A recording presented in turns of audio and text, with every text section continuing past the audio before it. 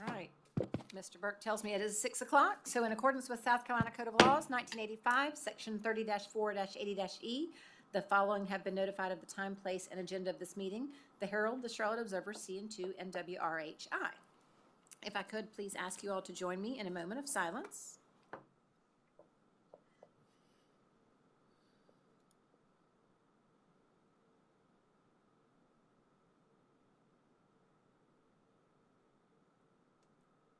Thank you. We'll now stand for the Pledge of Allegiance. I pledge allegiance to the flag of the United States of America and to the republic for which it stands, one nation, under God, indivisible, with liberty and justice for all. Thank you. You've all received a copy of the agenda. Were there any adjustments or corrections? No, that will stand with unanimous consent. Our first agenda item is special recognition. I see we've got some former school board members in the house. Woohoo! Come on up. Mr. Patterson, Mr. Brooks. Madam Chair, Dr. Epps, school board members, it's kind of weird to be over here and not up there. That was a long time ago, and just so you know, I don't miss it. Anyway. You know you do. Sometimes. Well, it is an absolute pleasure to be here on behalf of the Foundation for Fort Mill Schools to make a little presentation to the district. But before I do that, you know I got to kind of tell you a little something that we've been doing this past year and all. So if you'll humor me for a minute, I'd first like to inform you of our Tech Downley Memorial Golf Tournament. It's coming up on June 12th. It's at the Palisades. You can register online, so we need sponsors. So use your circle of influence to inform those people. Joe, your circle of influence as well. And so certainly the foundation is always busy, whether we're in front of you or not, but I just wanted to kind of give you a few highlights of what we do have going on and what has been completed. This past school year, or this current school year, our Classroom Ready program distributed roughly 860 backpacks. That's the largest year ever for students in need, who need school supplies. And I'd like to thank Kate Kratzberger and CJ Kreider, who run that program for us. They do a phenomenal job. And then one of our new things, and I know that Ms. Pratt has informed y'all of, we have the Snack Shack. We have 14 installed right now. 14 schools have snack shacks in them, and that is for kids with food insecurity that can go and just get a snack during the day if they need it. And by the end of this month, there will be a snack shack in every school in the district. So, and I also want to thank Chris Kellogg, he was our program chair of that, and he is just very passionate and has done a great job with that. We have our scholarship season coming up. I know Miss Brenda Young, she's been very involved with that. So right now they're in the selection process right there, and then they'll be awarded during the high school award ceremonies coming up. I know y'all have those dates, and I would like to thank Cindy Lightsey, Miss Brenda Young, and Chad Hartman, who's here as well, back there. They do an awesome job of running that. And so now I'll come to grants. So as you know, a few years ago, we kind of did how we were going to run the grants program. Instead of opening it up to all the teachers in the district, we thought we'd try to be a little more intentional. Over the past few years, we've refurbished the elementary classroom libraries, Chromebooks for middle and high school, for the middle and high schools, for kids who may not have a device at home. And this year, we're very excited to be here, and we have someone here from the district who we've been working with, and I'll introduce him in a sec, because he can give you the nuts and bolts of it, because if it's up to me or Jim Dobbins, who I want to thank, he's our grant chair, we would just be going, ooh and ah, that's awesome, really cool. That's all we'd probably say. So Greg can kind of tell you, the guy in the NASA suit up there, that's who's going to come up here and talk. I wish he would have wore that tonight.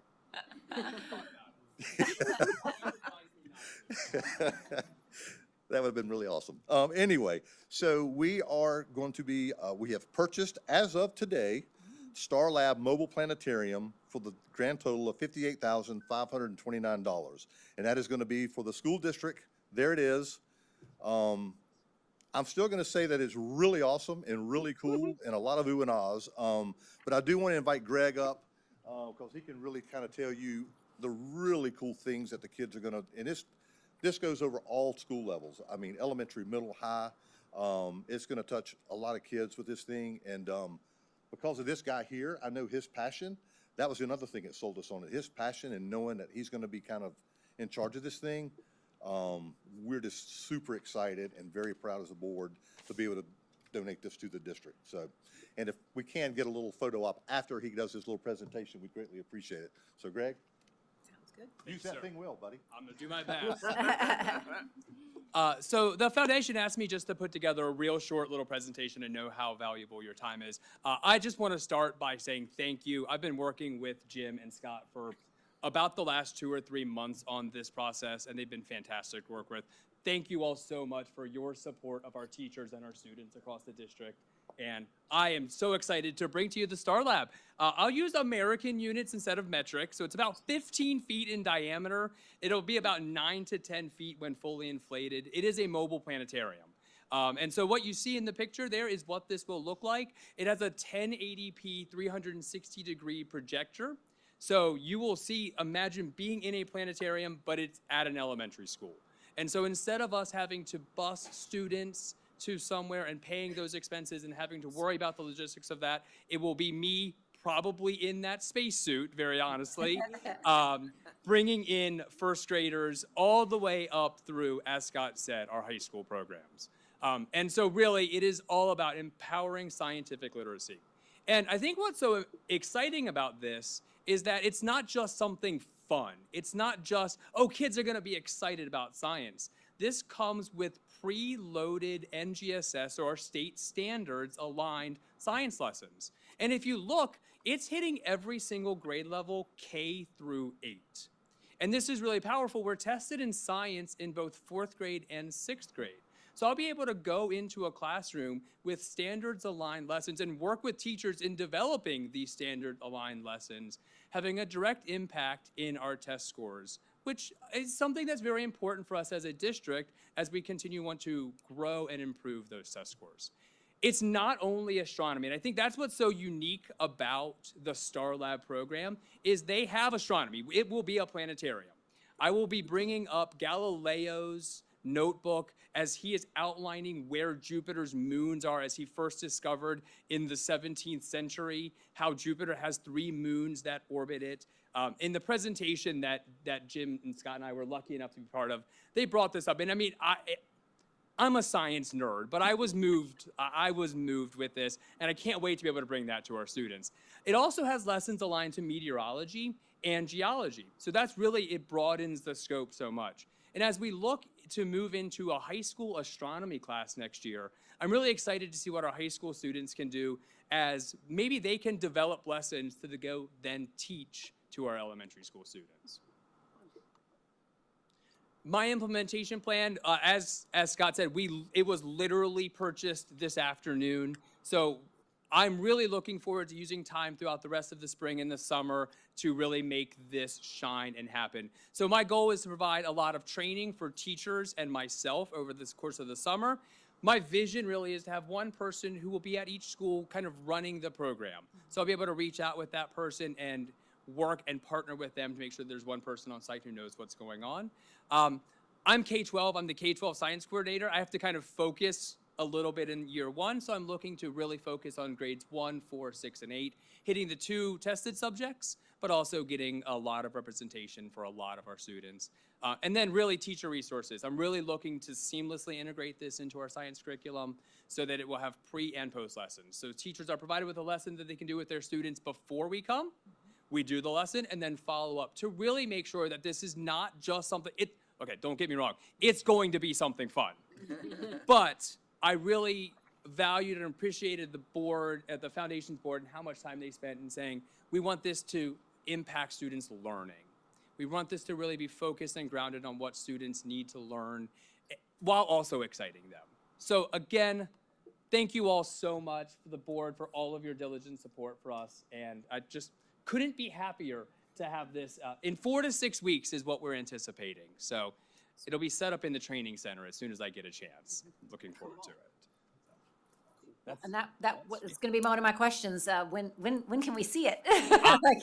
I will make sure that everyone knows as soon as it's available. You'll hear the blower. It will sound like a bouncy house set up in the training center.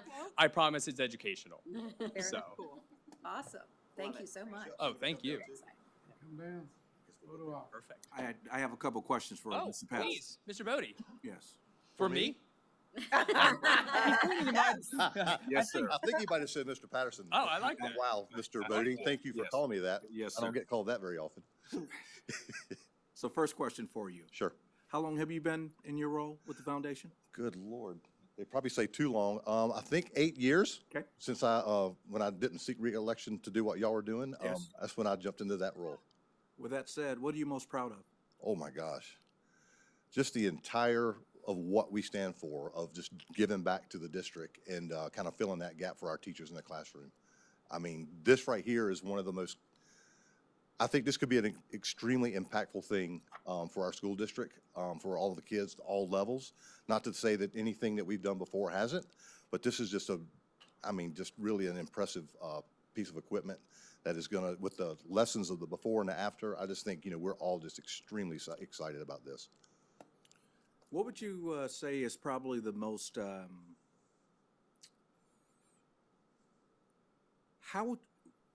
if you were having a conversation with a group of folks today, or well, actually you're addressing the public, what do you want them to know about the organization? Like, what is the greatest maybe misinterpretation of the foundation? To be honest with you, Mr. Bodie, I don't know if there's a misinterpretation. I think we probably do need a better job of getting our word out there of what we do.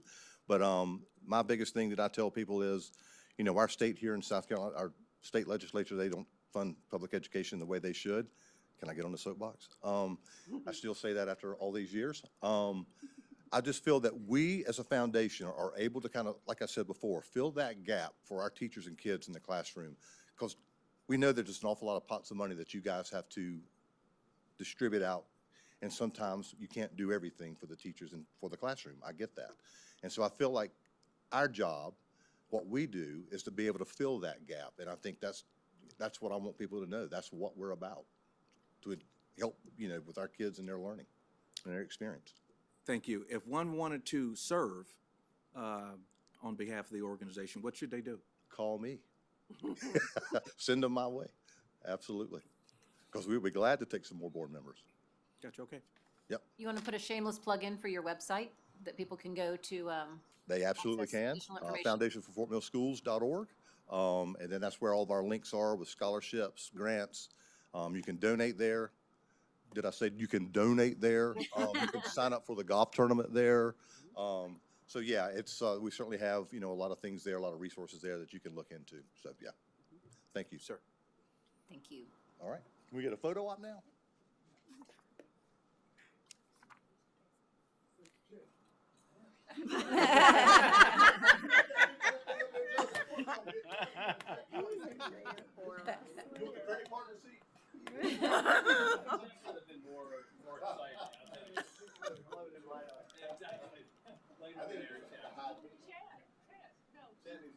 Chad needs to be in here. Jenny will share pictures. Y'all are gonna have to squeeze in. Squeeze, squeeze, squeeze, come to your left. There you go.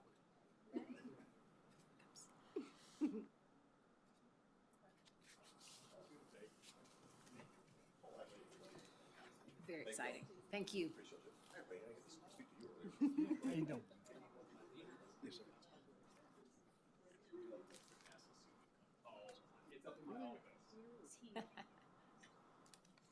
Yeah, so this year we worked in a trip to the aquatic center. Next year we'll work in a trip to the planetarium. To the planetarium, that's right. Love it. All right, our next agenda item is public participation. We do have one card. Mr. Langford, if you want to come on up, state your name and address, then you've got 5 minutes to address the board. Good evening. My name is Brandon Langford. I live at 469 Hawks Creek Parkway in Fort Mill, South Carolina. At the April 1st Fort Mill School Board meeting, Chief Communication Officer Mr. Joe Burke explained the actions Fort Mill School District plans to take per Dr. Mudick at the Southeast PEHSU. Tonight, I'm representing concerned parents, now the Coalition to Protect Fort Mill, to voice our concern and disappointment with this action plan. Mr. Burke gave great emphasis on plans to monitor post-operative environmental risks that would occur only after SILFAB opens.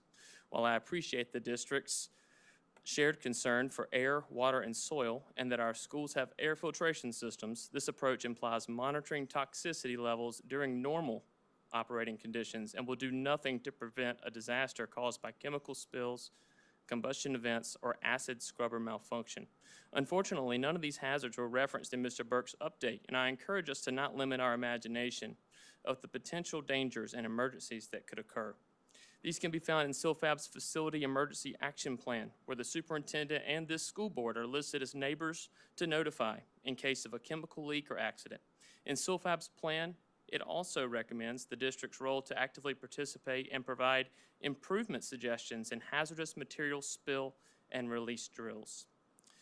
For these reasons, I encourage a reread of Dr. Mudick's letter. I quote, "Consider an independent third-party firm to conduct a comprehensive evaluation of the potential health and safety impacts posed to students or school staff. In this case, SILFAB's operations located adjacent and less than 0.25 miles from Fort Mill Learning Centers should provide adequate justification for its geographical location." That last sentence implies that this school district should compel SILFAB to provide justification for their location next to schools full of children. When will this board come to the same unavoidable conclusion the rest of us have, that SILFAB and its chemicals belong nowhere near our children, period? Having said all that, I'm not sure who from this district I should be addressing these concerns to. Mr. Burke gave the update, but why is a communications director calling firms to discuss environmental consultations? For example, does Mr. Burke understand the difference between an AirMod modeling system and an Aloha modeling system? Dr. Epps is retiring in approximately 2 months. It is unclear who is accountable and who's making decisions to see this advice through its logical ends. Which brings me to my second point. The school board does not engage with the public. On too many occasions, we've asked for two-way dialogue. Most recently, in an April 3rd email, I respectfully requested a meeting with Dr. Epps, Chairwoman Spears, and Joe Burke to discuss this specific issue in a parent forum. The response I received was that the district will rely on agencies and industry experts to guide their decisions.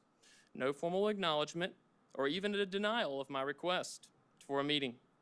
Dr. Epps, why do you refuse engagement with the very people that brought you the letter from experts? Why not do as other communities have in Long Island, Fort Worth, or LaGrange, Illinois, and work with parents to publicly and legally oppose incompatible land uses near their schools? Why can't that happen here? The Fort Mill community and our vulnerable children need you to take an aggressive stance on this issue, but instead our requests are being ignored. Since October 3rd, 2023, not one time has this issue been given prioritization as a formal agenda item by this board.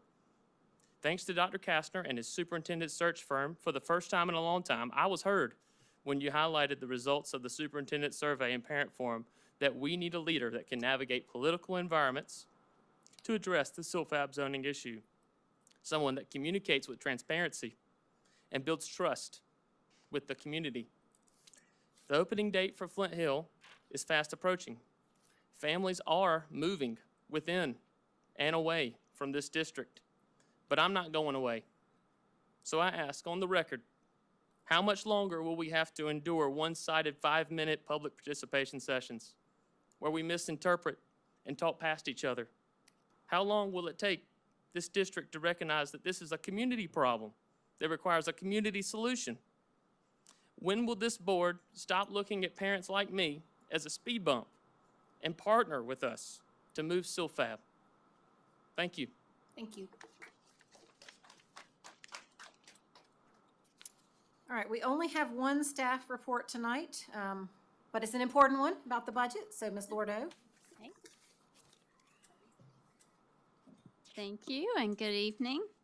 And I'll try to move through this as timely as I can. Lots of information to cover. As you see some of our numbers for the first time for your consideration. Let me start by saying normally I will say I'm pleased to present the proposed general fund budget for the upcoming fiscal 25-26 year for your consideration, but I'm going to start by saying I'm somewhat concerned. I'm concerned that we're not seeing any significant changes in, I still call it the new state education funding formula. When that was first introduced 3 years ago, all of our legislators were saying, please be patient. We want to see more data. We want to see annual numbers. And we are continuing to see the impact of the formula, and it seems to have hit an even greater level this year, and I'm going to share some of that with you. But I will say that I have had numerous conversations with my colleagues across the state. I know Dr. Epps has also had conversations with other superintendents, and everyone is feeling the same concern and in the same situation. When we are looking at trying to even cover what the state is requiring for their increase in the state teacher minimum salary schedule, but all districts are wanting to do as much as we can for teachers, certainly, for next year, and we're all seeing that the state revenue projections are not covering that. So I'd like to start by just giving you a little bit of detail, and for the benefit of the public, of what has transpired through the state budget process to date, and it is certainly still in process at this time. But back in January, Governor McMaster and Superintendent Ella Weaver introduced their budget plan for next year, and they proposed a teacher pay increase of $3,000. They proposed an increase from the state minimum teacher pay of $47,000 to meet the $50,000 threshold, and I really thought that that's what our House and Senate members would do for next year. I thought that they had a desire to bring teacher pay to that level. But what we've seen and this would also require, to do that, it would require an increase in the aid to classroom funding, what I kind of call the big pot of state education funding.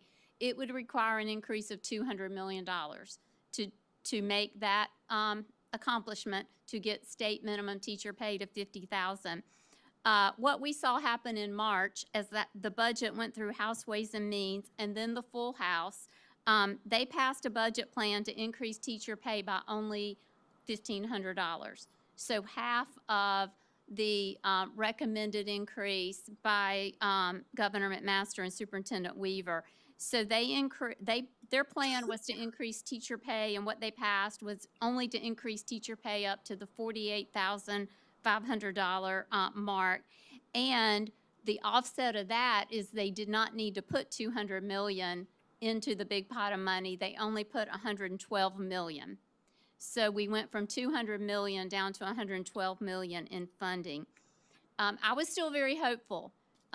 Last week, I tuned in, I watched the Senate finance discussion, because as you know, many years in the past, we have seen the Senate come in and reallocate and decide they wanted to fund education at a higher level, and they did want to fund teacher pay. But it was a very, very quick process. It started on Tuesday afternoon, and they concluded with their approval on Wednesday morning. So it was a very quick two-session process, and they had no discussion of any additional funding going into the state aid to classroom funds for next year. No discussion about teacher pay. The motion was made, it was brought up, and they moved on to the next line item in the budget. So I was certainly disappointed in that. So I'm saying all that to tell you right now, I'm presenting to you tonight the allocations I've received, which are based on House Ways and Means, but there was no significant changes in the Senate version so far, in the Senate finance. Now, it will go to the full Senate next week on the Senate floor for their budget plan. But the commitment seems to be this year in Columbia, the largest commitment of the appropriations bill has been for $290 million that they have put in to lower the state's income tax rate from 6.8 to 6%. They are priding themselves on providing all individuals in South Carolina with a tax relief bill. And so that's where they have shifted the funding that was originally proposed for education to lower the tax rate in the state. Both the House and the Senate budget plans, or the Senate finance budget plan, did collapse the teacher salary scale down from 5 columns to the 4. So they have both eliminated the bachelor's plus 18-hour level off of the state plan. It is my understanding districts would have the option We could keep ours, or we could no longer have that level. We are waiting to see what the state teacher office of certification does. Because if they continue to offer certificates at that level, I think that we would recommend keeping that level on our scale. But if they don't, we may have more discussion about that. So that is pending for us, for our recommendation for you in that regard. But right now, the state scale does not include that classification. And teachers would not get a state bump until they reach master's level degree. The Senate Finance did include an increase of $17 million for state health plan to eliminate the requirement in the House version. They were going to increase the employee premiums for health insurance. They are not going to increase the employer premiums next year. Usually they alternate between employee, employer. This year they were going to increase for employees. And the reason that that's important that the Senate Finance put additional money in is out of the $1,500 teacher pay increase, about $400 of that would have gone annually to pay their insurance premiums to PEBA. And so that's why that's important, and I wanted to share that with you. So that was a good thing that Senate Finance came in and allocated more funding for that. They also increased funding for school SROs. They put in about $29.4 million for school SROs, which is approximately 177 new SRO positions across the state. The House did not include any additional funds for school SROs, so the Senate did do that. They're still very much going back and forth on the Education Scholarship Trust Fund. The Senate Finance decreased it by $25 million, because if you recall, the House had funded $45 million out of the general fund for the Education Scholarship Trust Fund. The Senate still feels like it should come from lottery funding. So there's still very much a back and forth on that, and we'll continue to watch to see what happens with that. And then the last thing I want to mention before we get into our numbers is that the Board of Economic Advisors, Frank Rainwater, they did meet last Thursday to look at the state general fund revenue projections. And I want to make sure I say these numbers accurately. In the 2 months since the revised estimates were adopted in February, the revenue estimate is more than doubled. It's increased $283 million, while the general fund revenue is $510 million ahead of expectations. The BEA recommended no change in the revenue forecast for next year. So when the Senate Finance went into deliberations last week, they were going at it with no recommended state revenue estimate increases. And also, I have read that while there has been an increase since the previous estimate was adopted, Frank Rainwater said it's still too early to determine the impact of the tariff changes on individuals and businesses. And there's still a possibility, as we all know, of slower economic growth and of a recession. So I think all of these economic factors played into why the Senate Finance did not feel comfortable in making changes. So we'll continue to see what happens in that regard as they complete their budget process through the end of June. But as far as, I hope that gives you some idea of you've probably read a lot of that, but for the benefit of our public as well, of what's going on at the state level. But locally, we have gone through our traditional budget process that we started in January. We requested all of our schools to meet with their faculty, meet with their school improvement councils, and to submit their request. The senior leadership team, we have met with all of our principals and department heads to discuss their request in person. You will receive the full spreadsheet as you normally do. I just need to do a little cleanup on that before I send it out to you. But as always, I can't say enough how beneficial these meetings are.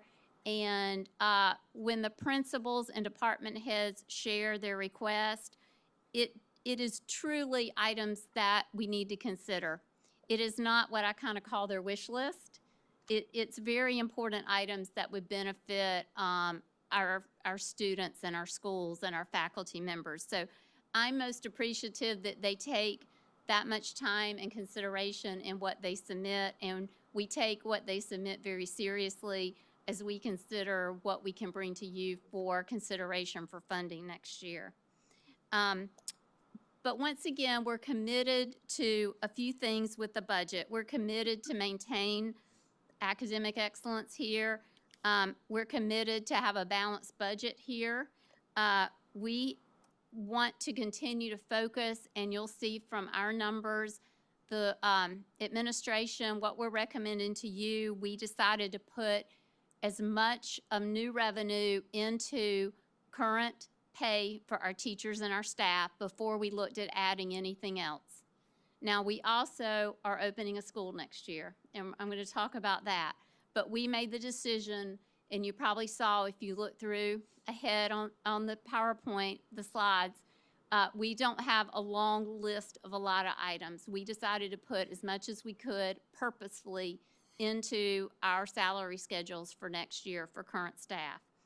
We still want to maintain reasonable class sizes. We are looking at that even as of this week. And of course, we are going to stay in compliance with all federal and state regulations. Okay. So this is a summary of our proposed budget for next year. We are proposing that we will meet the $250 million mark. This plan would have a recommended total budget in $253,028,675. We're going to go into some more details later, but you can see that, as we always emphasize, salary and fringe costs are 89.6% of our budget. 89.6% of our budget. And second is operational facilities cost at 5.7%. So those two items together are 95% of our budget plan, once again, which is consistent with how we have operated in prior years. This is a breakdown of the funding formula. I finally took off the verbiage that said new education funding formula. I decided, well, it's not really new anymore, even though I still most of the time call it the new funding formula, but it is the state aid to classroom funding model. And you can see on here that our total increase next year is only $3,729,000. So remember that number when we get to the portion we're looking at teacher pay. We're only projected right now, based on House Ways and Means, to receive $3.7 million in new education funding.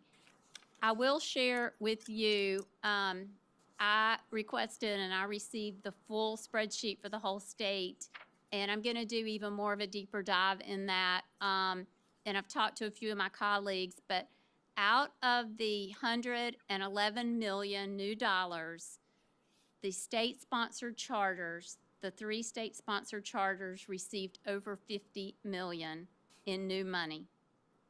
So just think about that. Out of the $111 million, they received over $50 million in new dollars.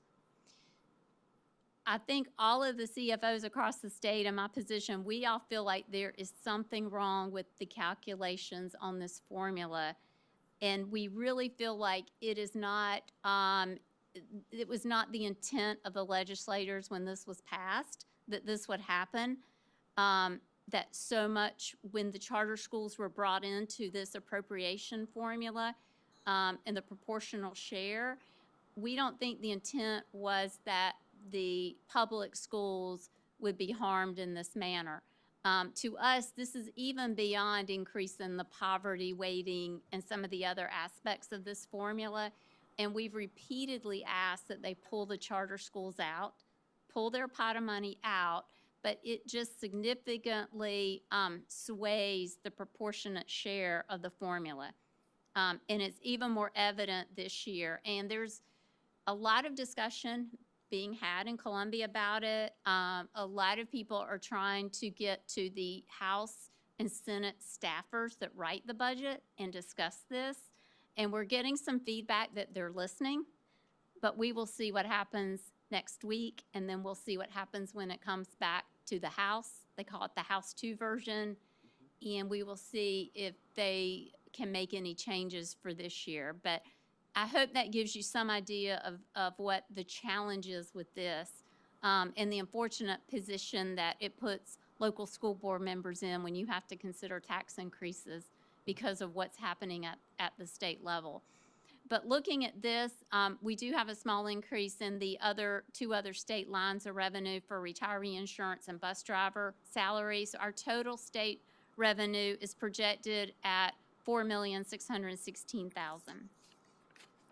Now I'm going to discuss a little more about the local revenue, and I have projected this based on tax collections through February, and then I look at tax collections from last March to June, and then I use a 2% growth rate. And so I am increasing the value of a mill from $350,000 that we used in the budget for this school year, and increasing that to $360,000 as the operational value of a mill for this budget plan. The $144,187,000 also does include the maximum millage increase that you could approve that I shared with you at the prior meeting of 21.2 mills. So I am sharing with you the total amount of available revenue that I know at this point.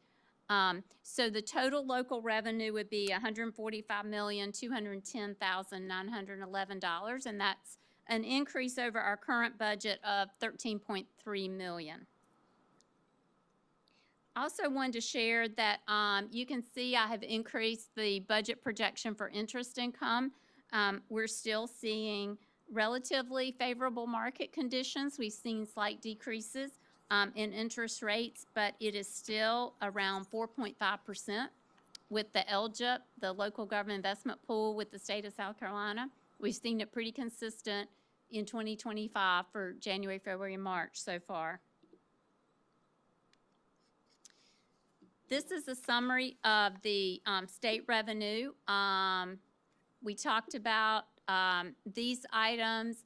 The bus driver line item, I am basing that right now on the allocations for this year. That should go up slightly. It's based on our final routes that we submit, but we normally do not get that information until sometime this summer, so we base it on where we are right now in planning for next year. So our total state revenue would be $104,765,000. So we have an increase of the $4,616,000. And then we have a small amount of junior ROTC federal funding. Federal funding is like 0.1% of our budget. And then you'll see, and I'm going to talk about this a little more, this would require a transfer from our contingency fund for opening new schools of $2.8 million. So this would generate our budget of $253,028,675. This is based on projected student enrollment of $18,618 from Dr. Dale Holden for next year. And remember, we get funded on average daily membership, but this is projected enrollment. Average daily membership for our 135th day is 18,188 students is where we are right now. And then you'll see I have plugged in a potential operating millage. I did want to remind you that tax year 2025 is reassessment for York County. So this would not end up being the millage because we have to, once we have the final projected reassessment property values, we have to roll back the millage to equal what we would collect this year, and then we could add on any new millage that you approve. So We have just received those projections, but I will be working with the other 3 school districts as well because we all are very careful and we use the exact same formula calculation for how we do the rollback millage on a reassessment year. Any questions about revenue before we discuss expenditures? Okay. It's No. not really a question, but I want you to clarify it again. Average daily membership is about how many students attend school every day, Correct. which is not the same as enrollment. Correct. So we are only funded, I was gonna say paid, but we are only funded based on attendance, Yes. even though we hire and employ teachers based on enrollment. Correct. I think that's an important distinction. Absolutely, because it's always going to be less than your enrollment. And I don't know what our absentee rate runs. I'm guessing 8%, 5%, something like that a day. So, I think that's reasonable. okay. Yes. And I'm not asking the question now, but Okay. I will ask questions here the next 4 or 5 weeks. I would like for someone in here to give some context on our enrollment. Claims we keep growing in the area, but from a enrollment perspective, that's a very minute number the last 3 years. So I keep hearing COVID and all those things, but I just want to know what we know and what we think we know when it comes to that. So I would like someone. Okay. to We give could do a separate Yeah. presentation Okay. and have all that because these are net numbers. Yep. But we have so many new registrations, and then we have students who have left our district, and then we have seniors that graduated. So there's a lot of different pluses and minuses that go into this to actually get the net number Yeah, that got I'm it. showing. Yeah, So yes, but just to we'd be be glad to clear- give you more details. Yes, Sure, that's important to absolutely. me. And then I didn't mention, but you'll see on here the countywide 30 mills. That does not change. That has been on the state law books for many, many, many years. And that is where the 4 York County districts share 30 mills of tax revenue. York School District receives 1 mill off the top because they are the highest poverty district of the 4. And then the 29 mills is distributed to the 4 districts based on our 135-day average daily membership. And since we are now the largest district, we do receive the largest percentage of the 29 mills each year. We start receiving monthly allocations from the county based on the previous year's percentage, and then we get readjusted around this time. We will submit our 135-day percentages, and they will readjust the countywide millage. Leanne, is their mill calculated the same way? Absolutely, same way, yes. Oh, one other thing I want to mention, whoops, I'm skipping around, uh-oh. Joe Burke, help me. I also have on here the fund balance required increase. I'm going to touch on this a little bit, and then I'm going to talk about it when we get to the contingency fund. But as I look towards June 30th and how we may end the fiscal year, I think we could potentially, with a combination of local revenues, state revenues coming in over budget, I think we could have 5.8 million estimated year-end revenue over our budget. It sounds like a very large number, but that means we met the budget 98%. I mean, that's 2% of the 234 million. So I would much rather be standing here saying we are 2% to the good than we are 2% negative and we're looking for $5.8 million. But out of the $5.8 million, we have to put $2,250,000 into the fund balance in the general fund if we want to keep our fund balance at the 18 to 19% level, which we normally keep it for cash flow purposes, so we don't have to go out and borrow funds around October or November before tax revenue comes in.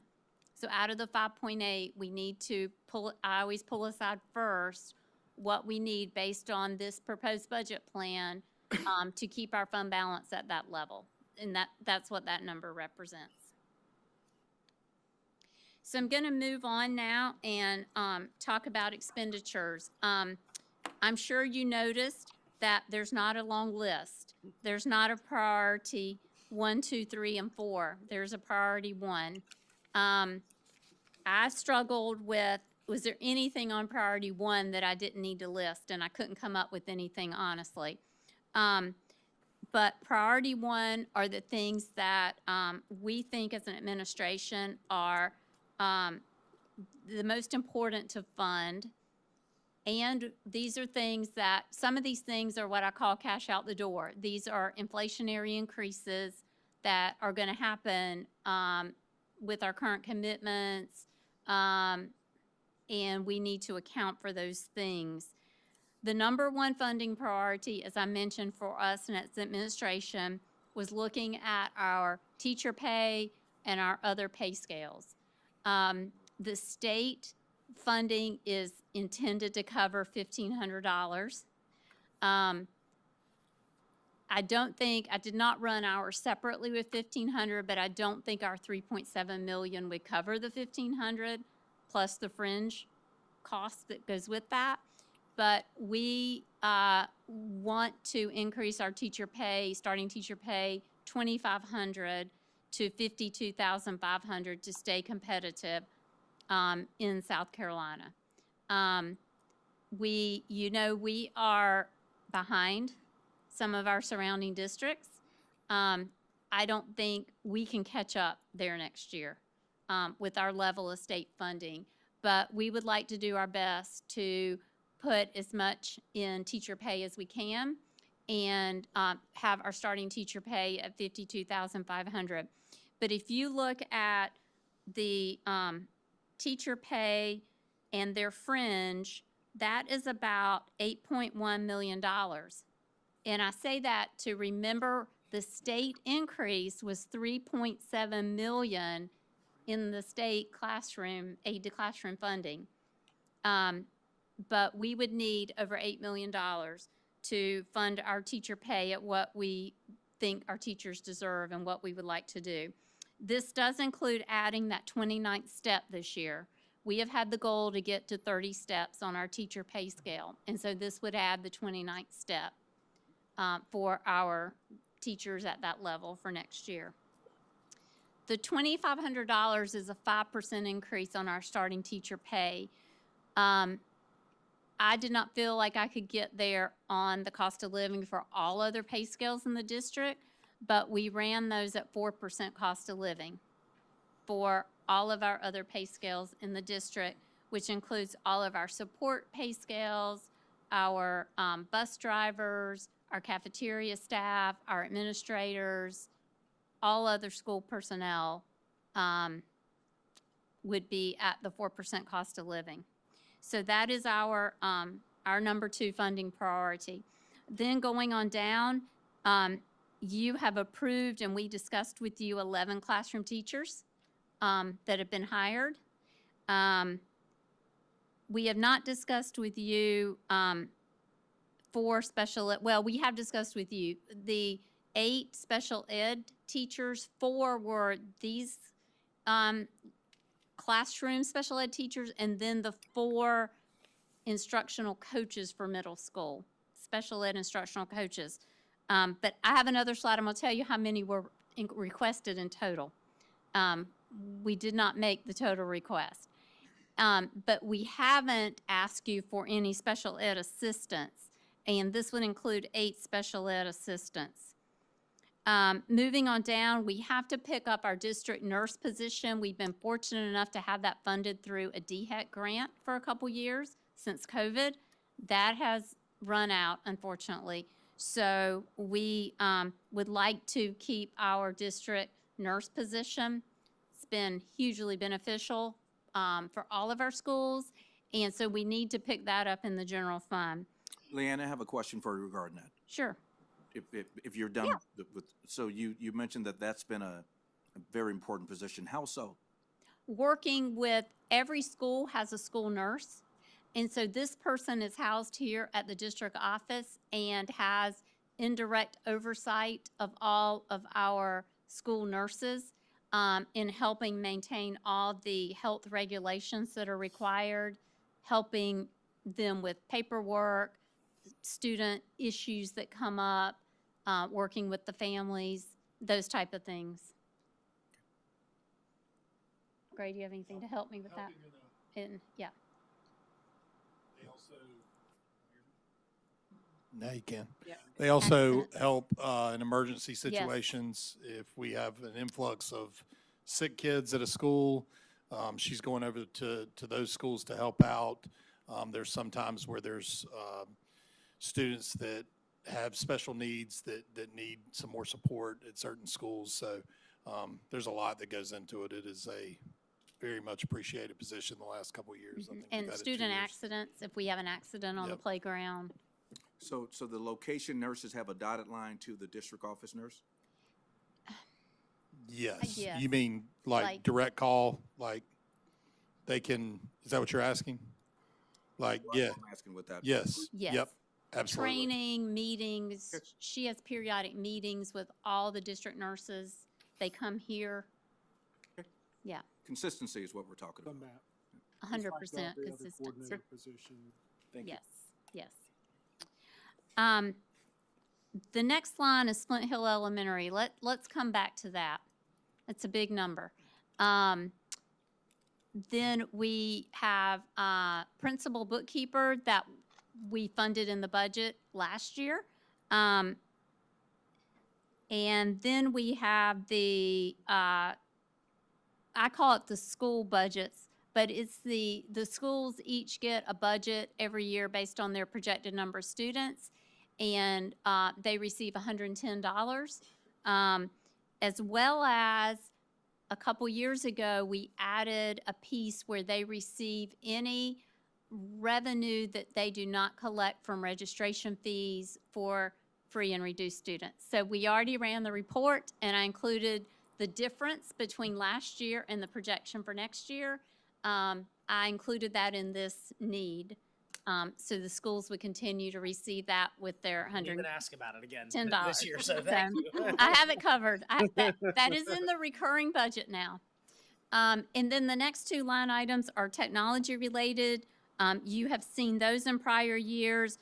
Those are for existing contracts. They can be instructional technology programs we use. They can be network programs, security programs, those type of things. They're based on account of students. They're based on account of the number of employees we have, how many computers do we have in the district, those type of things. And that's what those increases represent. The next two are related to our maintenance facilities budget, insurance increases, cleaning costs, those type of things. The next four are based on transportation. And when I get to the list of what we're not funding, I'll share what they requested. But this includes 5 additional bus drivers and 5 additional bus aides for new routes. And then it includes additional $50,000 for gas repairs to run the activity buses, and then supplies and various purchase services, $20,000. And I've reviewed that with them, and I'm in agreement with their request based on looking at their actual expenditures this year and what it has cost just to run our buses, the fleet of buses that we have, and the growth that we've seen in transportation. So looking at this list, you can see it totals $18,799,744 of new money. How will we cover that? So off the top, I've taken the $3.7 million of new education funding. Y'all remember that number now?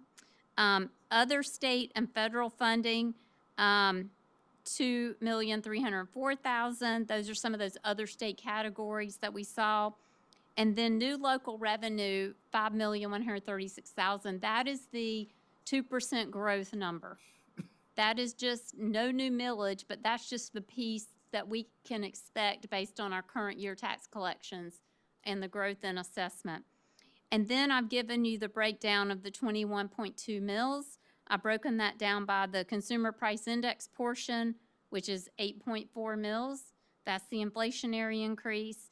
And then the 12.8 mills is equals what you could approve based on our growth. So those two together are the 7.4% that you are authorized by Act 388 state law to increase for next year.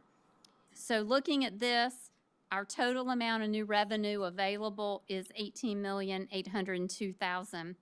And so we had a little laugh at our cabinet meeting the other day about how we would spend our $2,615. And I said, well, I do it this way to show you I try to do these numbers as exact as I can. These are not rounded numbers. These are pretty exact numbers. And so that's why it comes out to that odd number. Any questions about those expenditures? Yes. Okay, sure. So this is bus related, bus transportation. So I'm curious. So how many drivers are needed for us to be efficient? Okay, why don't I go over that list? And then because I'm going to speak on that of Okay, what they great. requested. Confirm. I thought you all may say, well, what are we not able to fund that y'all may put on a priority 2 or a priority 3 list? Hold on, I actually do have Okay. a question with this. You said we were gonna come back to the opening of Flint Hill. Yes, I'm going That, to talk about Flint Hill. was that gonna be in the next part, or? Yes. Okay. That's such a big number. Okay. So what would we bring to you if we have more revenue, which we don't have because I've already included the maximum tax millage. But if we see something wonderful happen in Columbia, I'm still optimistic. Okay, Polly. Or just so you know, what are we not able to do when you get that question? Here's some things that were requested that are not on this list. And you've seen some of these before. 3 additional ESOL teachers. We don't have any new ESOL teachers on this list. And the curriculum requested 3 ESOL teachers. Do you have price tags that you can give as you go through these numbers, or Pardon we're me? going to see it? We're going to see this price tag. Oh, I didn't price these out yet, but I'll tell you, right now I am budgeting, I budgeted a new teacher at a master's degree midway on the scale, and plus the fringe cost, I'm budgeting a new teacher slightly over $95,000 for next year. So 3 ESOL teachers would be on our list. Special services, Dr. Maziar's priority list was 2 additional resource inclusion teachers, 6 special setting classroom teachers. That was 8 teachers, and we have funded 4. So we have funded half. We funded, or I'm proposing to fund 8 special ed assistants. Her request for 27 special ed assistants. Yeah. 27 special ed assistants. And I could only fund 8 on this list.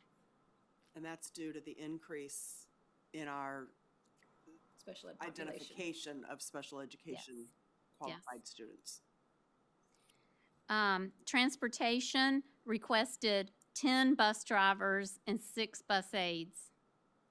And I went back and said, please, can you look at these routes one more time? What's your minimum you can get by with for next year as we start school?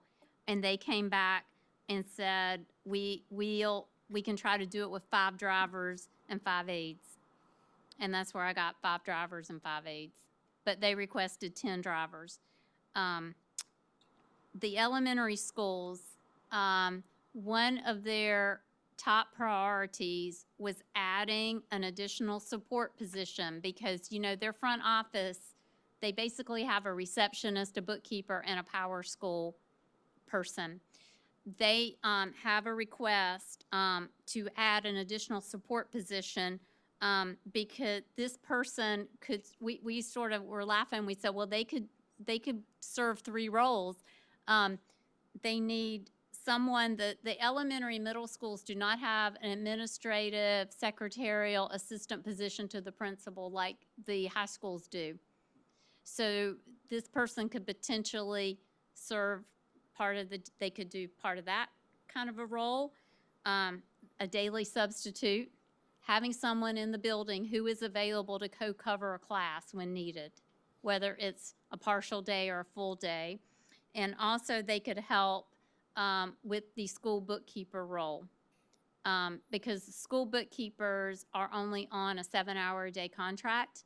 And sometimes that's very difficult, especially when they're getting pulled for various other things that they need to help with at the school level.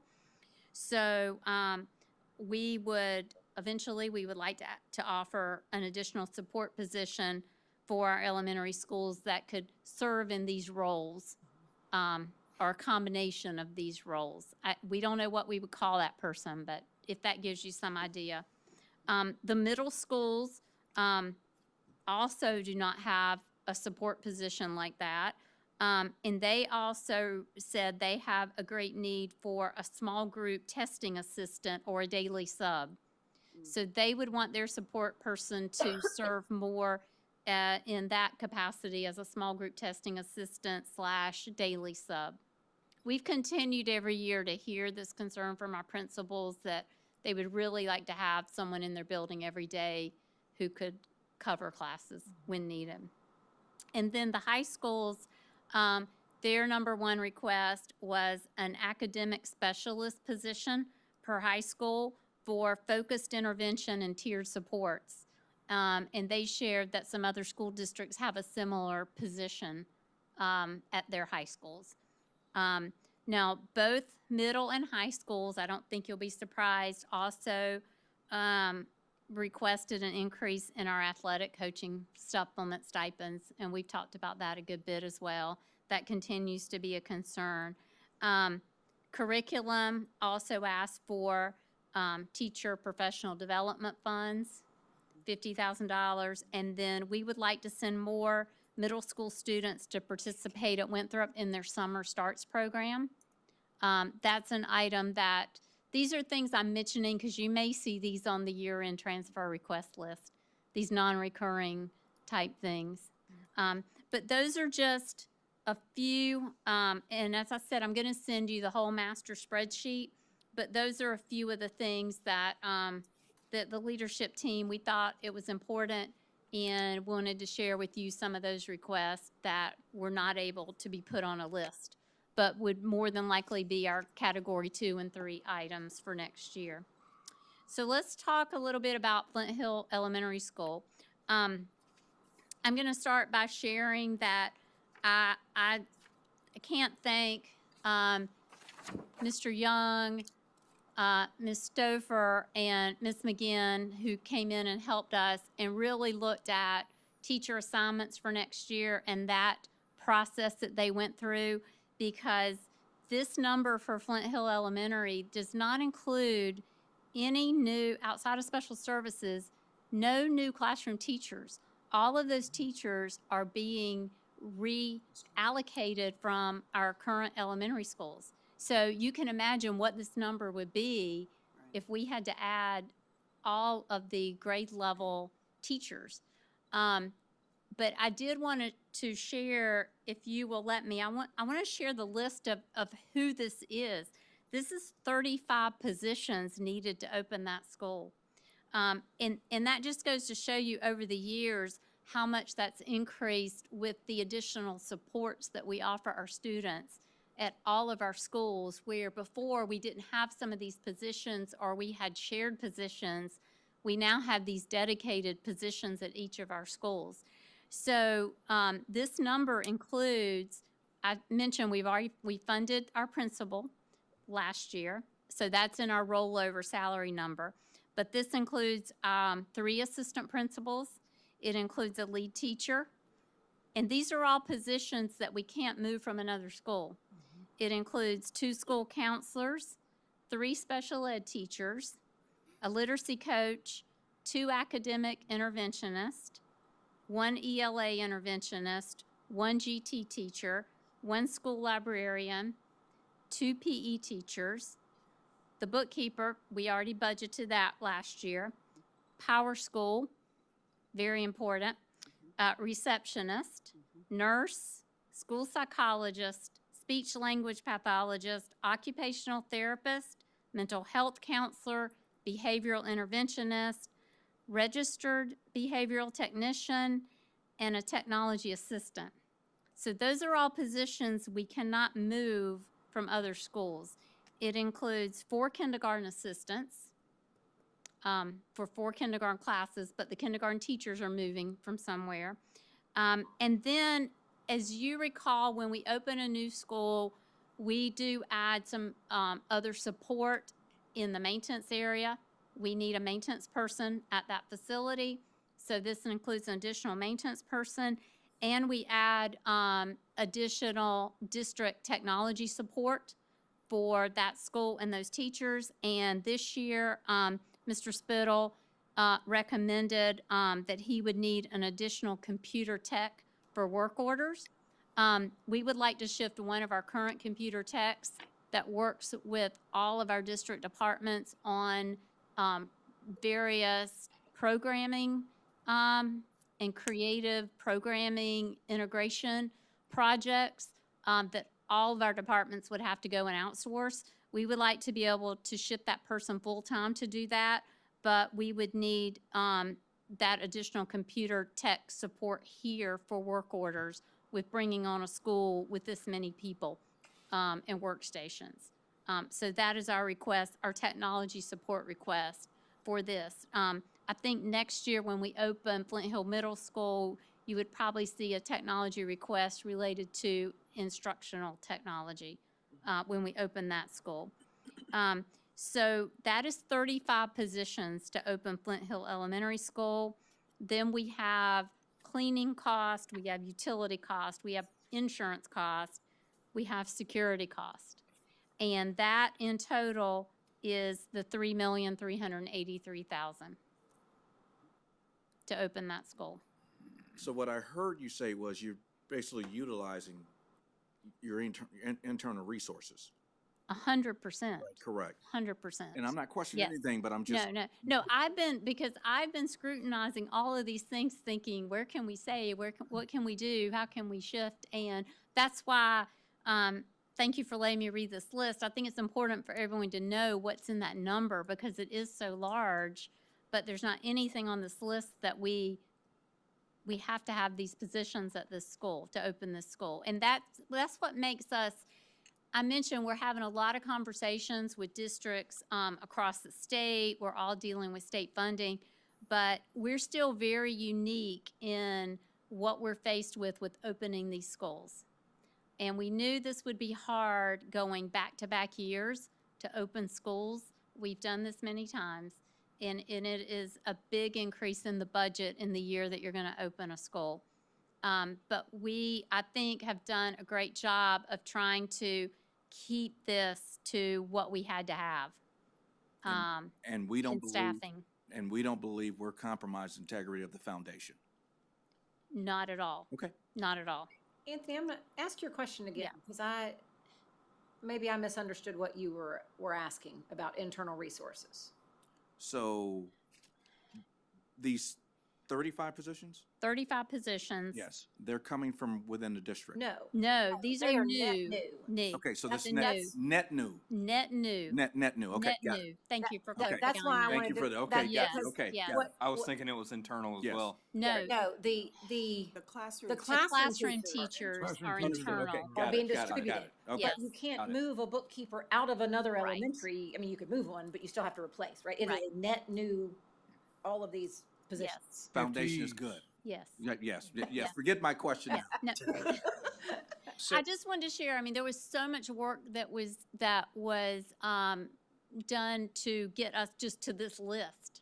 Right. I think it would be staggering if we had to completely hire every teaching position Sure. in addition to this list. Kind of followed the kids. Correct. That's what. Numbers wise, Correct. yeah. Numbers We had wise, So many yes. kids in these other schools. Yes. You mentioned 4 kindergarten assistants. Yes.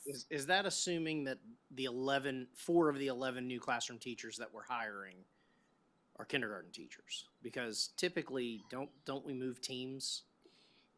I think a lot of And- these teachers are actually higher than elementary, as I recall. I Yes, feel like the there were 11 several are not high school elementary. Okay. The So what- net of the elementary new growth versus the shifts, we got that to 0.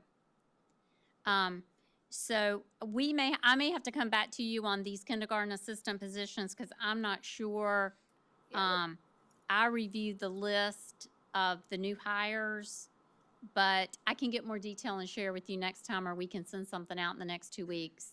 Well, About I these. mean, I'm Yeah. not, if there's 4 kindergarten assistant positions that are needed, I mean, we need them, but it wouldn't make sense that if we're just shifting kindergarten positions that we would Right. need.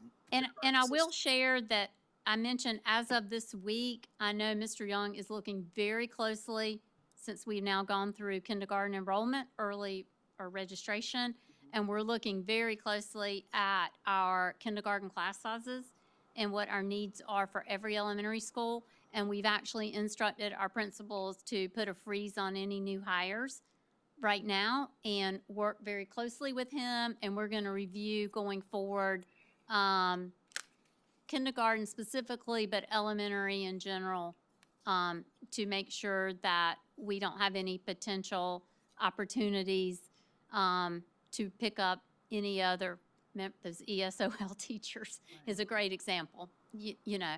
So we're continuing to monitor that very closely now that we've gone through kindergarten registration. Because we'll continue to have changes in personnel between now and the end of the year. All right, I got some questions for you, Leanne. Sure. All right, so we're adding 5 new bus drivers. Yes. What does our bus fleet look like, or what's the quantity of buses we have? We have 100.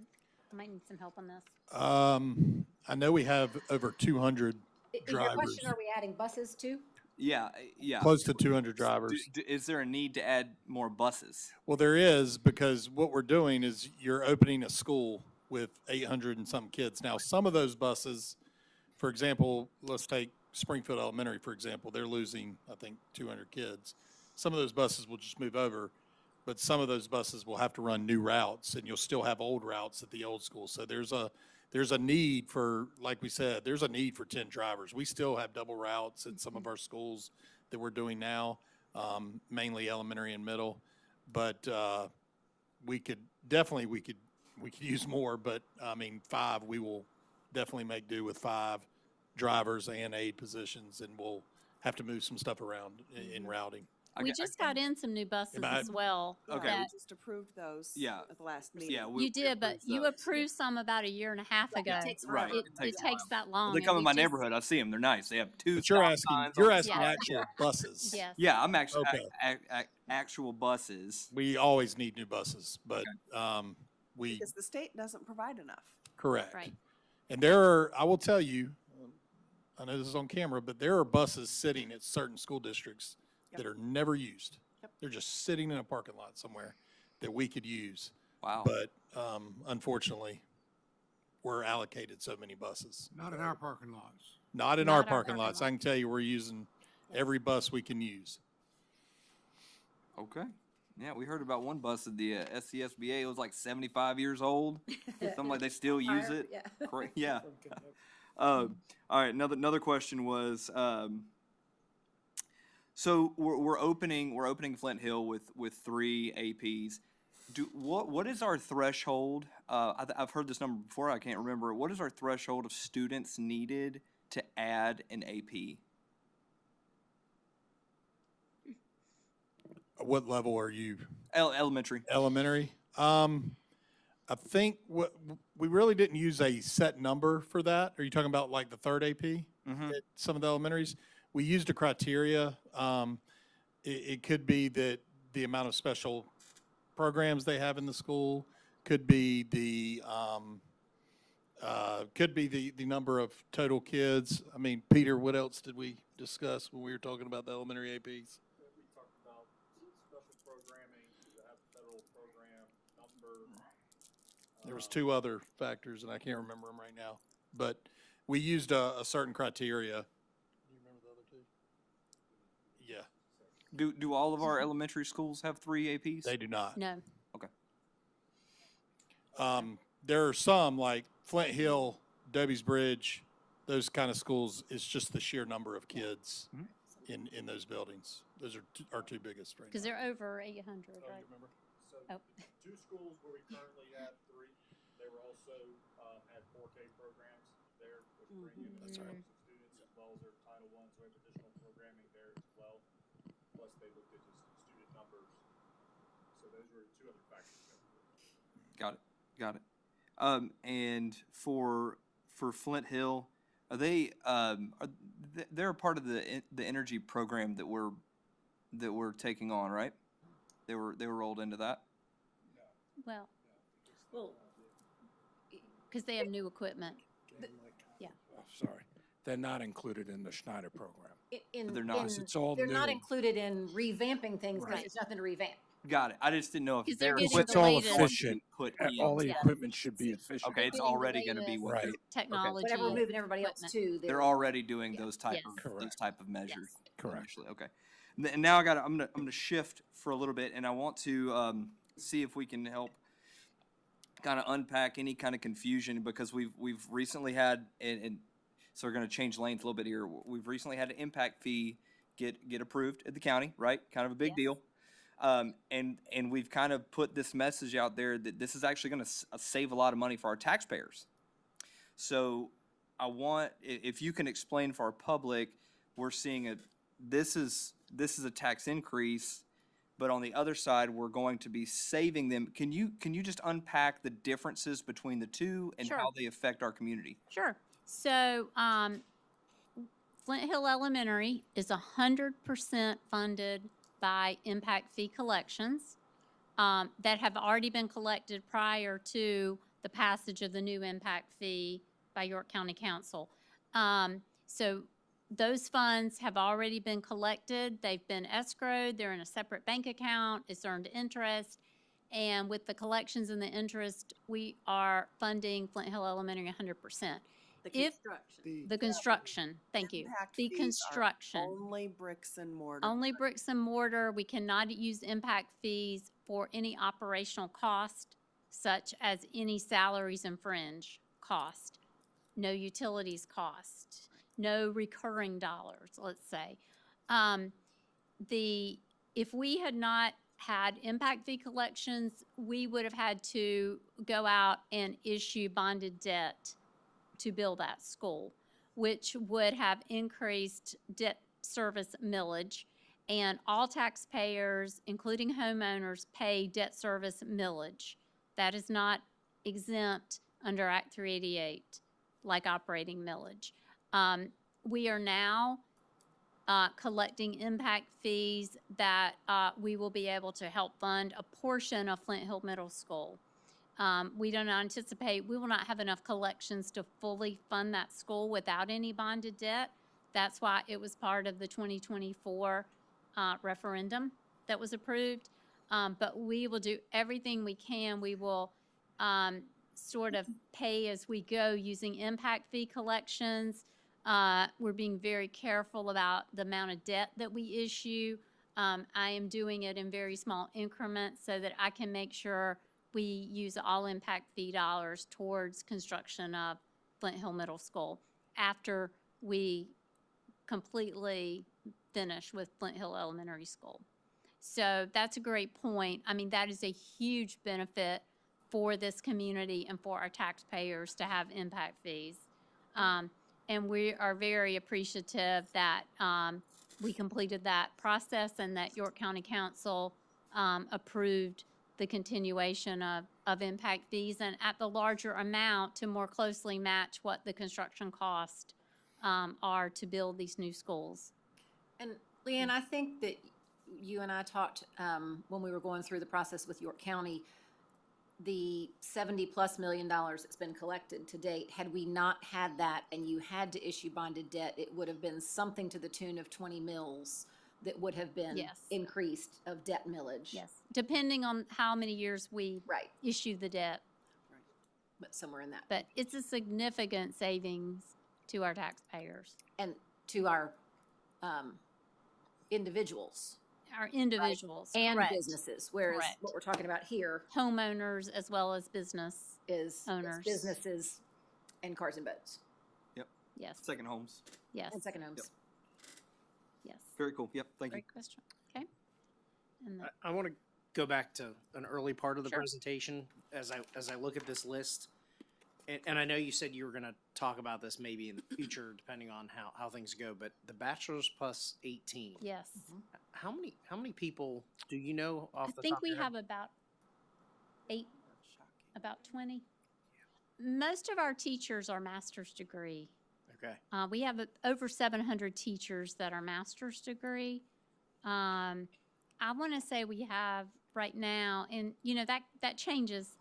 I want to say we have around 20-something teachers that are bachelor's plus 18. So for those teachers, And I can bring those, I can bring Okay. those exact just numbers. just curious because next time. I feel like if that's eliminated, that would definitely be somewhere up here in a priority. Because what do? You have to keep. You're going to cut those people's salaries back to bachelors. No, mean, we it's- would not cut their Correct. salary, freeze them. You would freeze them. Okay. Mhm. But we would still have to make up the difference. Correct, correct. Correct. We certainly would not harm any of those teachers. We would just have to decide, do we want to formalize that classification or just grandfather in the ones that we have now for the ones that have already obtained that level of certification? It would take your little bit of overage, though, for sure. That's right.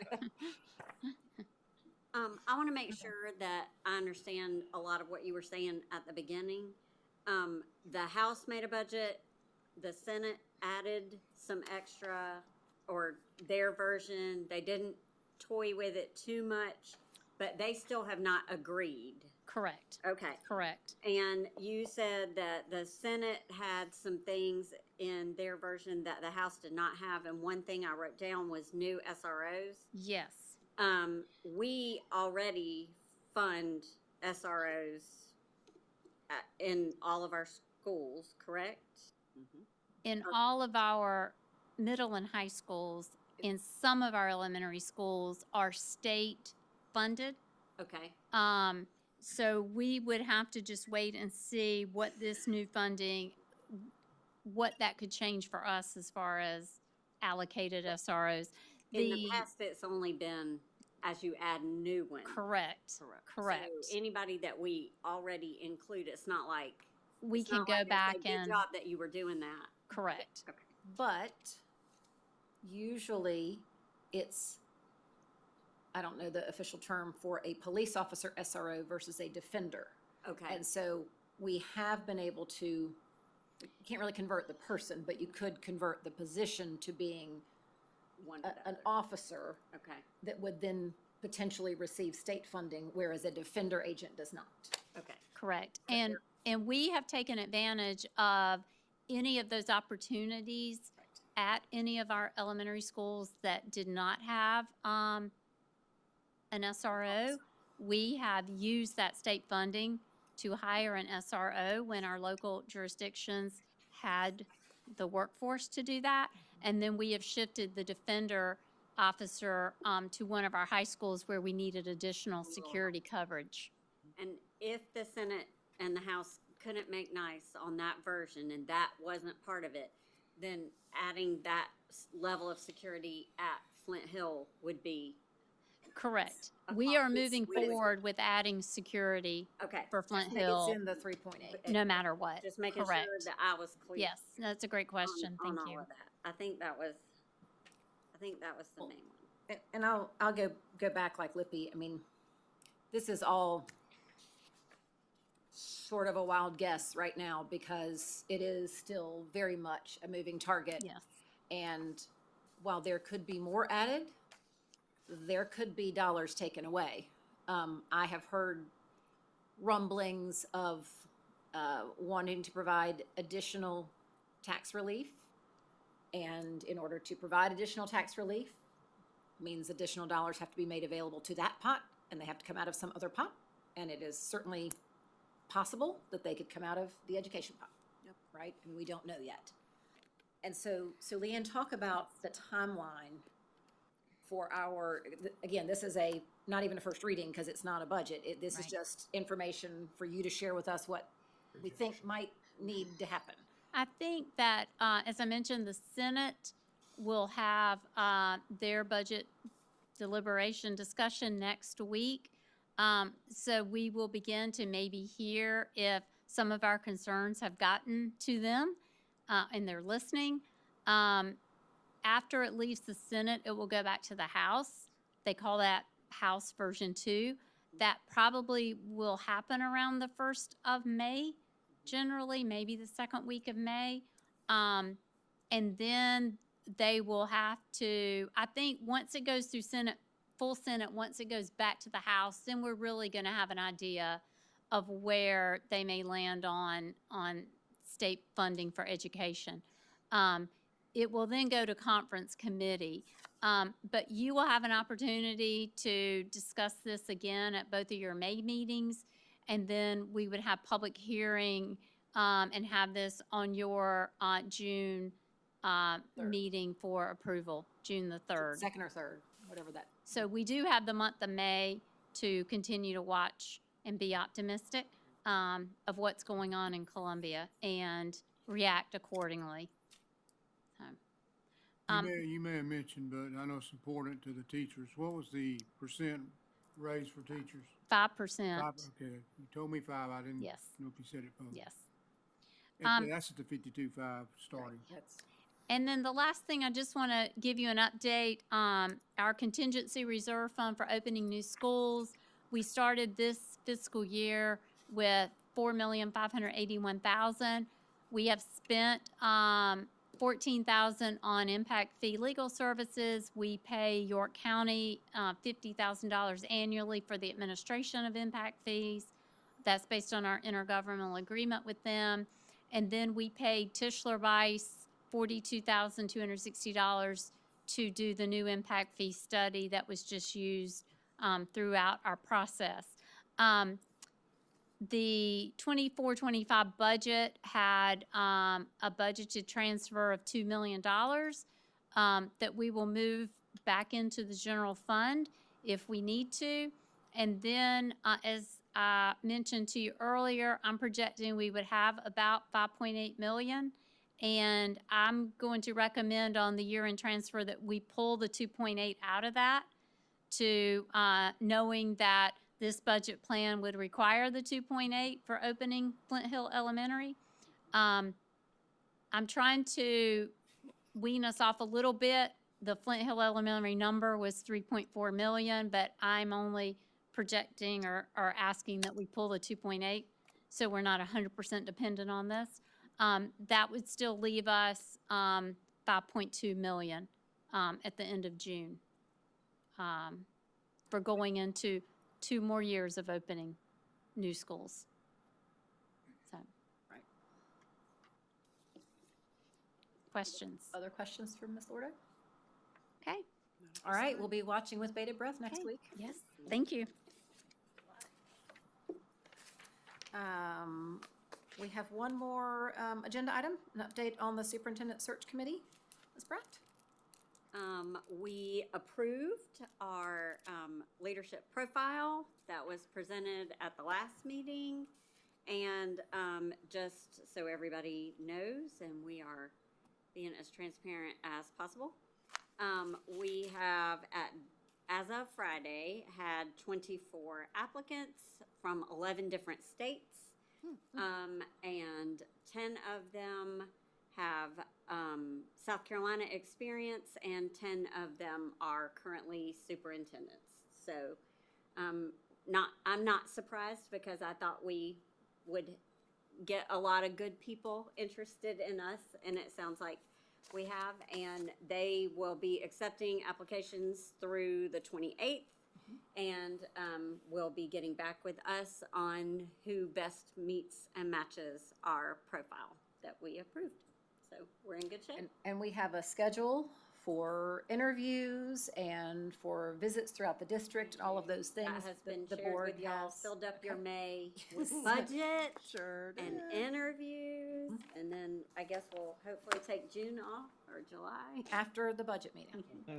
After the budget meeting. That's what I just do. All right, Just celebrate you. that's right. Enough of Yeah, we that. got a few parties planned too. Yeah. Enough of that.